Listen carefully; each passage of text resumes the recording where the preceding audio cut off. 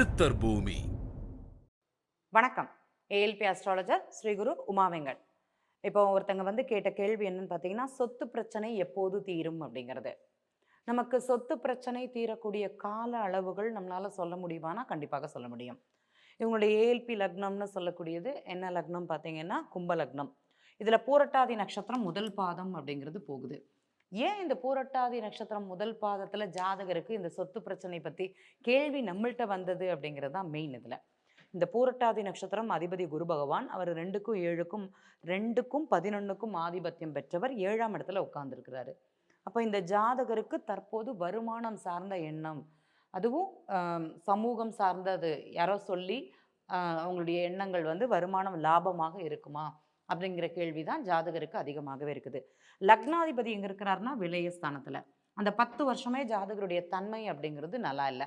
வருமானத்தை பற்றியோ குடும்பத்தை பற்றியோ லாபத்தை பற்றியோ அந்த நினைவுகள் அப்படிங்கிறது ஜாதகருக்கு கிடைக்காது. குரு பகவான் நல்ல நிலையில் இருக்கிறதுனால ஜாதகர் சொத்தை பற்றி கேள்வி அப்படிங்கிறது தான் இப்போது அவர் கேட்குறாரு நம்மள்கிட்ட. இதுக்கு முன்னாடி ராகு சம்மந்தப்பட்டது. ராகு சம்மந்தப்படும் போதே இவருக்கு சொத்தை பற்றி எண்ணங்கள் அப்படிங்கிறது இருந்திருக்கும். ஆனால் 5ஆம் இடத்துல இருக்கிற கேது அந்த ஜாதகங்களை அந்த எண்ணங்களை வரவிடாமல் அவங்களுக்கு தடுத்து வச்சிருக்கு அப்படிங்கிறது சொல்லலாம். தற்போது இந்த குரு இந்த லக்னத்திற்கு இந்த நட்சத்திர புள்ளி, இந்த ஏஎல்பி லக்னம் கும்ப லக்னத்திற்கு நட்சத்திராதிபதினு சொல்லக்கூடிய குரு பகவான் கோச்சாரத்தில் 4ஆம் இடத்துல இருக்கிறதுனால குடும்பத்தின் மூலமான லாபம் அப்படிங்கிறது தான் ஜாதகர் தேடி அந்த இடத்துக்கு பயணம் பண்ணியிருக்கிறாரு. அதனால தான் இந்த கேள்வியை நம்மள்கிட்ட கேட்குறாரு. சரி, இந்த 4ஆம் பாவகம் சொத்து, அந்த சொத்து எங்கே போய் உட்காந்துருக்கு பார்த்தீங்கன்னா அஷ்டமஸ்தானத்தில்.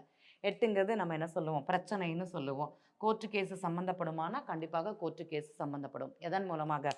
நிலத்தின் மூலமாக, வண்டியின் மூலமாக, வாகனங்கள் மூலமாக ஜாதகருக்கு தீராத ஒரு அழுத்தத்தை கொடுக்குமானா கண்டிப்பாக கொடுக்கும். சரி, இந்த ஏஎல்பி லக்னத்திற்கு 4ஆம் இடத்துல யார் உட்காந்துருக்காங்க பார்த்தீங்கன்னா 10ஆம் அதிபதினு சொல்லக்கூடிய கிரகமும் இந்த லக்னத்திற்கு 3ஆம் அதிபதியும் 4ல் உட்காந்துருக்குது. கண்டிப்பாக இந்த நிலத்தில் ஒரு மாற்றம், நிலத்தினால் ஒரு அழுத்தங்கிறது ஜாதகருக்கு கொடுத்தே தீர வேண்டும்.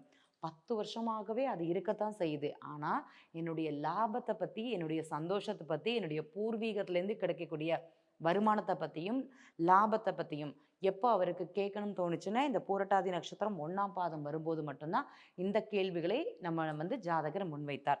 இந்த சொத்து எப்போ தீரும்னு பார்த்தீங்கன்னா பூரட்டாதி 1 பூரட்டாதி 2ல் கிடைக்கக்கூடிய வாய்ப்புங்கிறது கிடையாது. ஏஎல்பி லக்னம்ங்கிறது இந்த லக்னம், ஏஎல்பி லக்னம் இவங்களுக்கு மீன லக்னமாக மாற்றம் அடையணும். 4ஆம் பாவக கிரகம்னு சொல்லக்கூடியது யார்? இந்த லக்னத்துக்கு புதன், அவர் 5ஆம் இடத்துல இருக்காங்க. அப்போ பூர்வீக சொத்து லாபமாக ஜாதகருக்கு கிடைக்கக்கூடியது இந்த ஏஎல்பி லக்னம் மீன லக்னமாக மாறும்போது கண்டிப்பாக இவங்களுக்கு கிடைக்குமானா கிடைக்கும். ஆனால் அங்கேயுமே லக்னாதிபதி 6ஆம் இடத்துல தான் இருக்காங்க. ஒரு அழுத்தத்துடன் ஒரு பிரச்சனையுடன் அந்த சொத்தை வாங்கக்கூடிய தன்மை அப்படிங்கிறது சொல்லலாம். ஆனால் அந்த பூரட்டாதி நட்சத்திரம் 4ஆம் பாதம் வரும்போது கண்டிப்பாக ஜாதகருக்கு லாபம் அப்படிங்கிறதும் திடீர் எதிர்பாராத யோகம் அப்படிங்கிறது பூர்வீகத்தின் மூலமான நில அமைப்பு சொத்து அப்படிங்கிறது கிடைக்குமானா கண்டிப்பாக கிடைக்கும். இவர் இப்போ எத்தனை போராடினாலுமே சரி அந்த சொத்துல கோர்ட்டு கேஸ் இருக்குமானா கண்டிப்பாக இருக்கும். அதனால ஜாதகருக்கு விரயமும் அலைச்சலும் அதே மாதிரி பணம் இழப்பும், எதற்காக கோர்ட்டு கேஸுக்கு பணம் இழப்பும் அங்கே இருக்குமானா கண்டிப்பாக இருக்கும். இந்த 6ஆம் அதிபதினு சொல்லக்கூடிய சின்ன பிரச்சனை இவங்களுக்கு எங்கே உட்காந்துருக்கு? 8ஆம் இடத்துல. அப்போ இது முதல்லேருந்தே அவங்க கேட்டுன்னு இருக்காங்க. அது முடியலை அப்படிங்கிறதுக்காக தான் இப்போ அவங்க கோர்ட்டு கேஸ் வரைக்கும் போகக்கூடிய தன்மை. இதில் நான் வெற்றி பெறுவானா அப்படிங்கிற கேள்வி தான் இருக்குது. கண்டிப்பாக சொத்துல லாபம் அப்படிங்கிறது ஜாதகருக்கு கிடைக்கும். இந்த லக்னம் முடிந்த பின் தான் அப்படிங்கிறது அவங்களுக்கு சொல்லித்து. இப்போ பூரட்டாதி 1ஆம் பாதம் இந்த ஜாதகருக்கு முடியும் தருவாயில் அப்படிங்கிறது இருக்குது. ஏன்னா இப்போ தான் இவர் முயற்சி பண்ணின்னு இருக்கிறாரு. பூரட்டாதி இங்கே ஏஎல்பி லக்னம் மீன லக்னமாக வரும்போது பூரட்டாதி நட்சத்திரம் 4ஆம் பாதத்தில் இந்த ஜாதகருக்கு பூர்வீக லாபம்ங்கிறது கண்டிப்பாக இருக்கும். ஆனால் சின்ன அழுத்தத்துடன் தான் கிடைக்கும் அப்படிங்கிறதுல எந்த மாற்றமும் கிடையாது.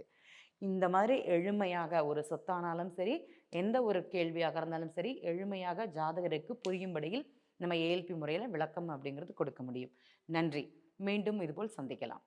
ஜோதிடத்தின் பரிணாம வளர்ச்சி ஏஎல்பி ஜோதிடம். இதை படிங்க, உங்க வாழ்க்கை உங்க கையில.